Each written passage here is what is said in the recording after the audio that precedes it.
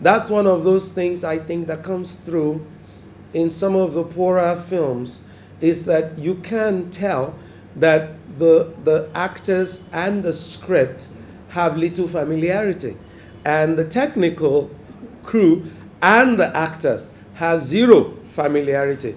So you basically have the coverage of a performance, not filmmaking.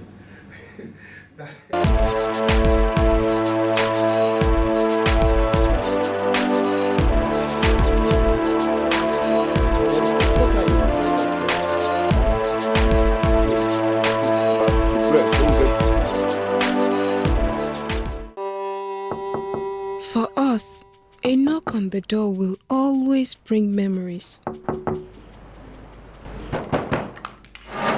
Open the door! I know you're in there! Open this door now! Please tell us your name and the role or roles that you played in the movie, the short film, Mama Put. Well, my name is Femi Odugbemi. I produced Mama Put. I was a producer. Yeah, that's the sum of it.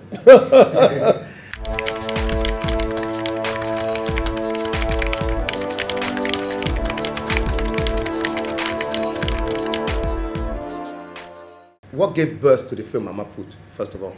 Well, Mama Put is a new direction piece. Normally there is Mnet puts out a commission for films which are meant to actually harness collaboration within the industry, and they've done that for a few years.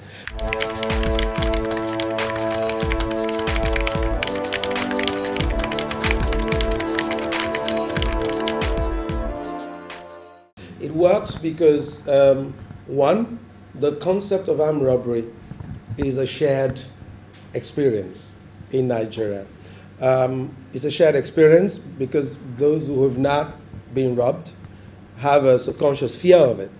Those who have a lasting memory of it. And because it is something that violently violates your personal space, it is something that is remembered for a long time. The truth is, they are people. They don't come from Mars. They come from amongst us. The first line of interpretation is for us to understand that for some of these armed robbers, society has actually created them. When we create a failing educational system, when we create an unequal economic environment, when there are no jobs, what we are actually doing is handing to the least capable of us the opportunity to rationalize crime, which is what happens. Armed robbers in Nigeria have wives, they have children. Several times you'll find that they are actually people you know. But I think it is not a story about armed robbery. Exactly. It is actually a story about the rationalization that we all confront because of poverty. Take. This is all I have. Please. What is this? I'm begging you. This is not up to 1 month. I know. And you owe me for 4. Because of my children. Move out, job! My children. Pack everything down. Move. In fact, leave my house. I don't want it again. Leave my house. The woman is the heart of the story. She evolves over time, and as in any good cinema, she changes. She changes, and we can see the process of change. Let her go. My designer shirt. I'll cook. What do you talk? You said you were hungry. I can cook. What am I for you? Anything you want.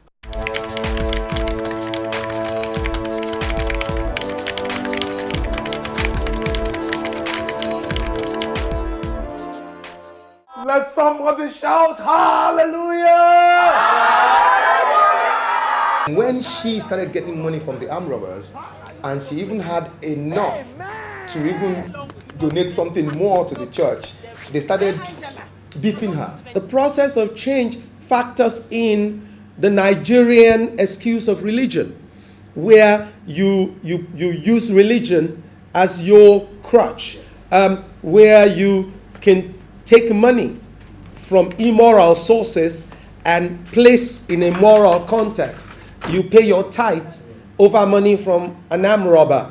And those choices are not just about people of that level. They are choices that our legislators are making every day. There are choices that people in government, in the private sector are making. There are choices that Ayo, you are making as a filmmaker. We tend to blame our context to rationalize our poor conscience. I'm principally interested in I was principally interested in Mama Put simply because we are the most religious country in Africa, at least, and that somehow has not seeped into our government, into our development, into our families. We're still the most impossible to understand in terms of our moral choices.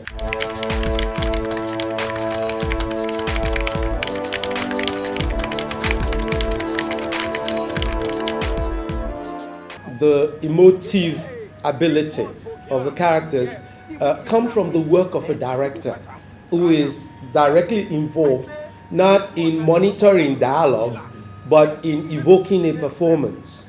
And that is what I think Sheke successfully has done. The dimensionality of the characters. They're not all one kind of people. They are people in transition. It comes through as well. And I think that's what people find interesting, is that he humanized armed robbers who Nigerians, instinctively recoil from, and created them as people. I think it was important to surround him with the best technical skill that I could find. And that's why you would have a Tunde Kelani as director of photography.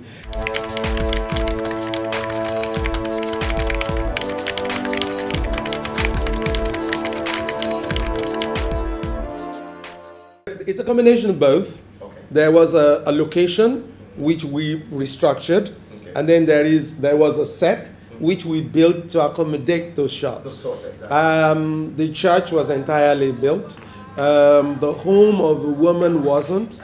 It was a set, but it was selected for its suitability for the shots. And as I always say to people, there are a lot of filmmakers in Nollywood who are able to make a film in 1 week or in 2 weeks, and I salute them for what they're able to do. I'm not that smart. I prefer to prepare.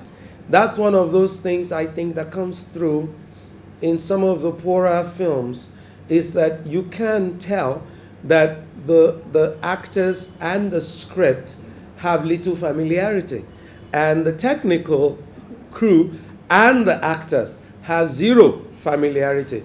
So you basically have the coverage of a performance, not filmmaking. Punctuality is the soul of business. Kamurala koko ishe. Customer. There's an actor in the film, an actress in the film, who is actually now a comedian. She was the one that actually told me one time. I said she was in the film. She played the girl that was given the necklace, Helen Paul. It's one of the talents I absolutely totally admire, because she has an incredible range. She has managed to use her voice and her stature to expand the range of her acting. She can be very adult or very childish. But all of that to me wasn't as important as her ability to act. You need training, because training is what allows you to be able to maximize talent to its fullest potential. And that's what Ellen Paul was able to do, because she went to the Creative Arts Department, University of Lagos, and she's managed to combine ability with capacity. Yeah. And I think that came through in Mama Put very well.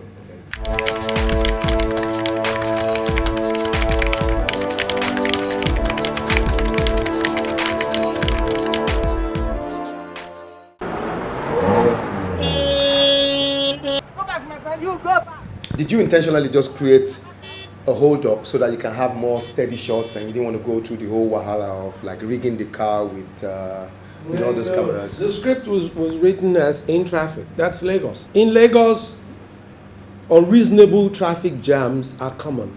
And what you had in that scene was a totally unreasonable, i.e., one person coming, there's space for one car, two cars come right to the center of it, and they spend the next 20 minutes shouting at each other. Setting up a Lagos traffic jam is not an easy proposition because everybody you go to wants you to pay for their car, no matter how raggedy it is. Some guys are on the shoot, they want you to pay for their cars to be in the scene. But the point I still think needs to just be underscored is that for every scene, for everything, there was planning because we had a properly trained director with the will to want to bring an interpretation that is fresh and compelling. We had the right kind of crew led by TK that had experience and understanding. And I think from the production management perspective, my success is convincing all these guys to work together.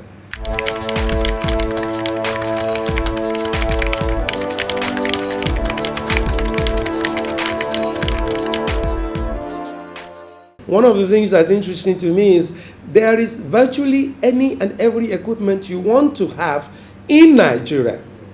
It is whether we have enough training, knowledge, understanding, or desire to use them. There are cranes in this country. The first week I heard about Red One cameras, I found out there was already 4 in Lagos and 2 in Abuja. There are lights of all kinds, HMIs of all kinds. There are rigs for helicopters in Lagos. I use these things for commercials, and people operate them. So my question is, our problem in the film industry in terms of what I call global standards or best practices have nothing to do with equipment, have everything to do with understanding, desire, and willpower. I say that to say this. It's been over 10 years. It's time to move on. We cannot keep doing the same thing expecting a different result. So while I do not bash, I encourage, I implore, I cajole a certain seriousness to the issue of training and best practices.